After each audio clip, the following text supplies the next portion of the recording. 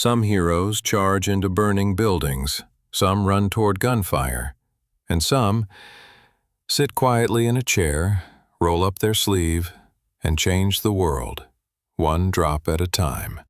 This is The Quiet Files, and tonight, the man with the golden arm.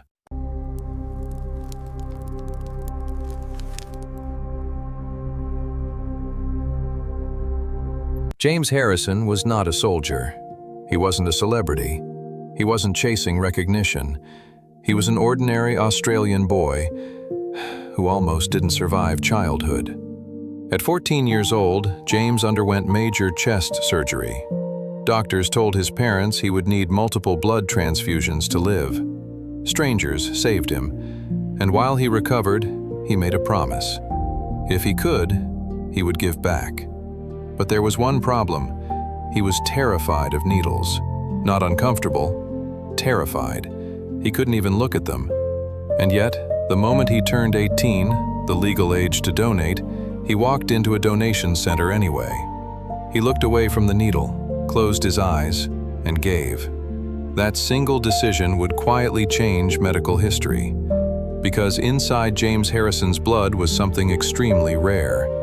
He carried a powerful antibody known as anti-D, a natural defense that could prevent a deadly condition in unborn babies called hemolytic disease of the newborn. Without it, a mother's immune system can attack her baby's red blood cells. Before anti-D treatments existed, thousands of infants died each year. Many more suffered brain damage. Doctors discovered that James's plasma could be used to create injections that would protect pregnant mothers. And once they realized how rare and effective his antibody was, they asked him to keep coming back. He did, every few weeks, for decades. He donated more than 1,000 times, over 50 years. He never asked for money. He never missed appointments unless medically required. And because of those quiet visits, more than 2 million babies were born healthy. 2 million children grew up. 2 million families were spared heartbreak. All because a man who feared needles chose courage anyway.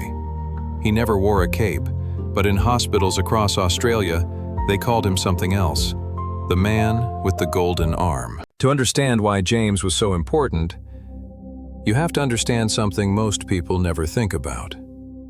Blood types don't just matter in emergencies. They matter before a child is even born. There's a protein found on red blood cells called the Rh factor. If you have it, you're Rh positive.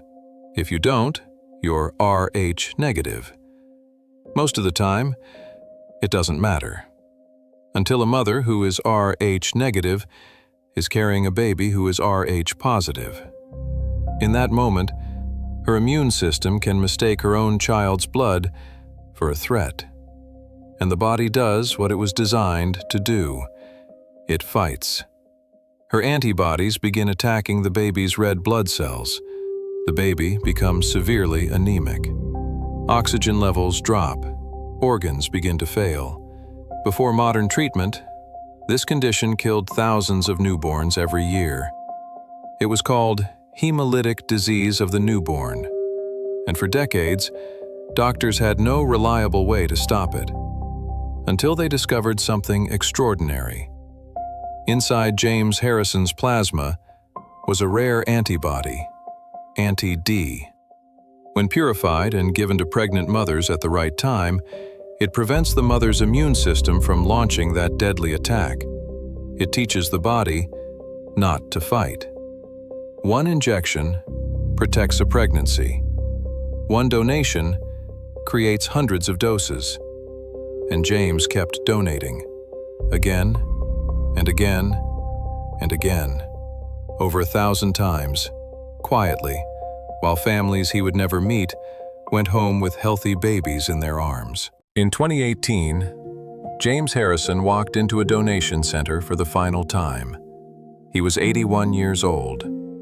By law, he had reached the maximum age allowed to donate. For 63 years, he had kept his promise.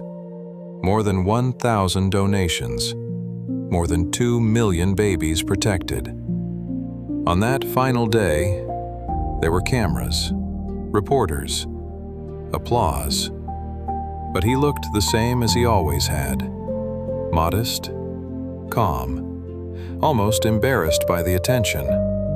He rolled up his sleeve, just like he had done every few weeks for decades. The needle went in. He looked away. Even after all those years, he still didn't like it. And then, it was over. No ceremony could measure what that chair had meant. No speech could count the birthdays, the first steps, the graduations, the lives that continued because of him. He stood up that day. He didn't stand up as a donor. He stood up as one of the most quietly important men in medical history. Hi, James. We've never met you. And you've never met our daughter. But because of you, she's here. When I was pregnant, the doctors told us there were risks. They explained something about blood types, antibodies, words that felt clinical, until they became personal. We were terrified. They gave me an injection. They told us it would protect her. And it did. Today, she's healthy. She runs through our house in the mornings. She laughs so loud it fills every room. She has no idea how close we were to losing her.